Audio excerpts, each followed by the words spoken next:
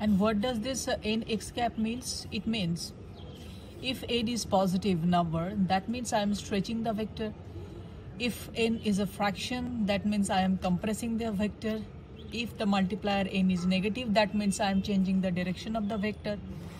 Now let's have a quick go through the two-dimensional coordinate system. The advantage of two-dimensional coordinate system is, suppose I have a vector with some initial coordinates and some final coordinates. Now we need 4 points to specify the vector. What we will do now, we cannot shift the vector itself. Rather, we will shift the coordinate system to the right, coincide the origin of the coordinate system with the tail of the vector. Then eventually what happens is, tail of the vector is at the 0, 0 origin, and I have only 2 points to specify the vectors. 2 points are needed to specify the vector, rather than this situation where 4 points were needed to specify the vector. We know that we can resolve any vector in 2 dimension, like in its x and its y component, and as we know that this component and this one, these are equivalent, and this one and this one, these are equivalent. So we can just write the components of the vector along x and y direction is like that.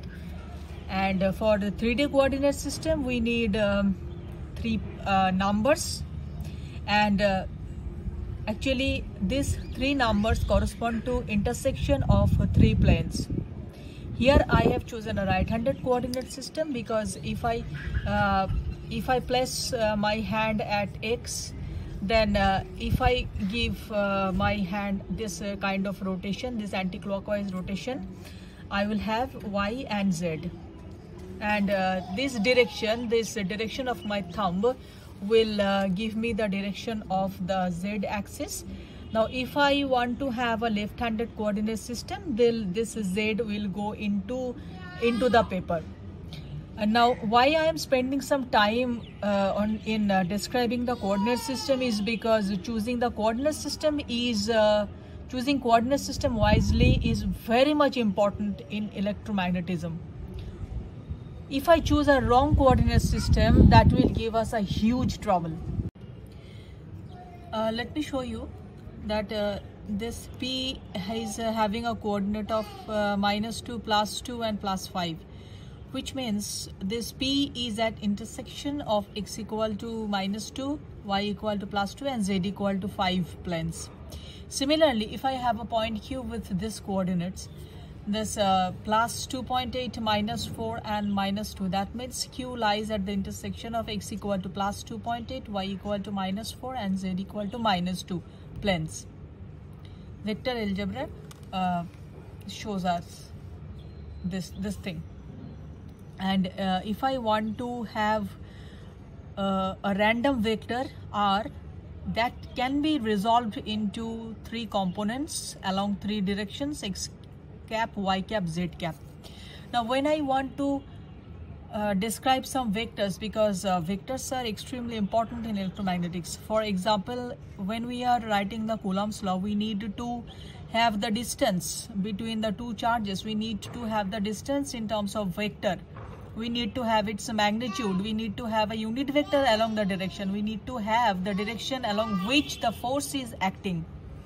So when we want to specify a vector, suppose we want to have the vector associated with this point. So what we do is we find a coordinate system, and we will draw a vector from the origin to this P point.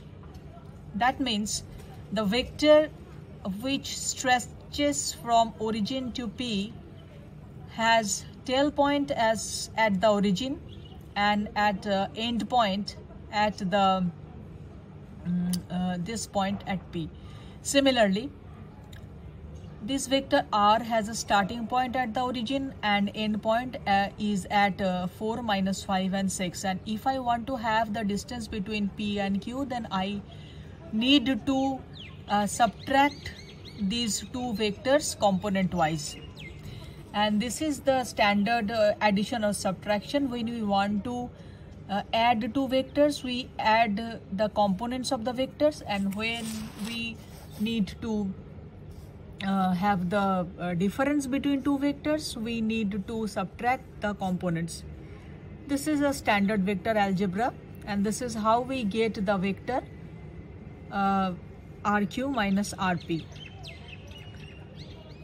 And this RPQ, which is basically subtraction of these two vectors RQ and RP, this is equivalently we can say that this RPQ is a vector whose origin is at 0, 0, 0 and whose end point is at 3, x equal to 3, y equal to -7 and z equal to +3.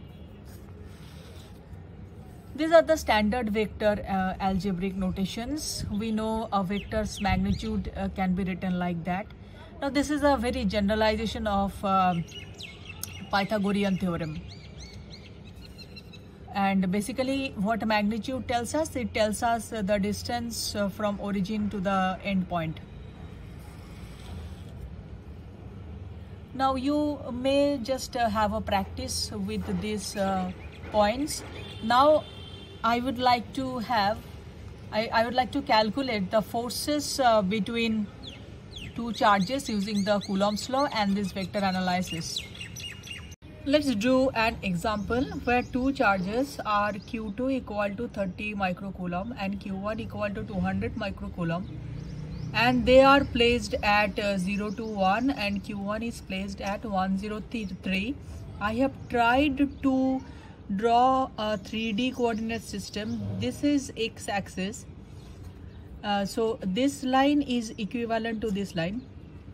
This is y-axis and this height is the z-axis. First I have drawn the charges according to their coordinates.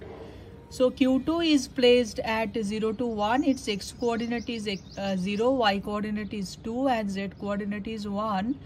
So if its x coordinate is 0, then I need to start, this is the origin where x equal to 0, y equal to 0 and z equal to 0. And this is the R2 vector which specify the position of Q2 with respect to this origin. And Q1 is placed at 103, which means x coordinate is equal to 3. Now this line here, this line correspond to x equal to 1. So I need to y equal to 0, so I will not move along y direction. Then z equal to 3 means this charge is on xz plane, so it will have x coordinate x equal to 1 and z coordinate z equal to 3. Similarly, this charge is on yz plane because it has only y and z coordinates. Now in order to specify the Q1 charge, I have specified the vector R1. Tail of the vector, that is starting point of the vector is at origin and end point of the vector is at 103. Now I have calculated the position R1 and R2 also. This should be R2 because this is position of Q2 and this should be R1.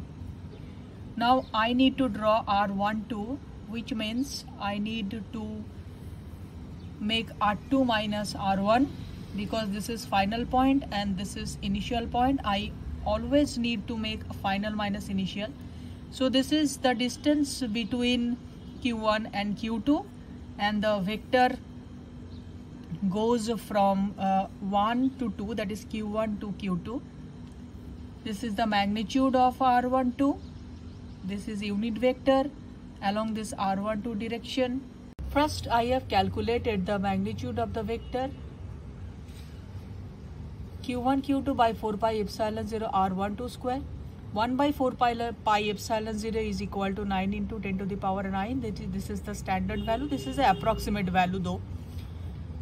Now microcoulomb means 10 to the power minus 6 coulomb. So I have put this 10 to the power minus 6 factor here for 200 microcoulomb.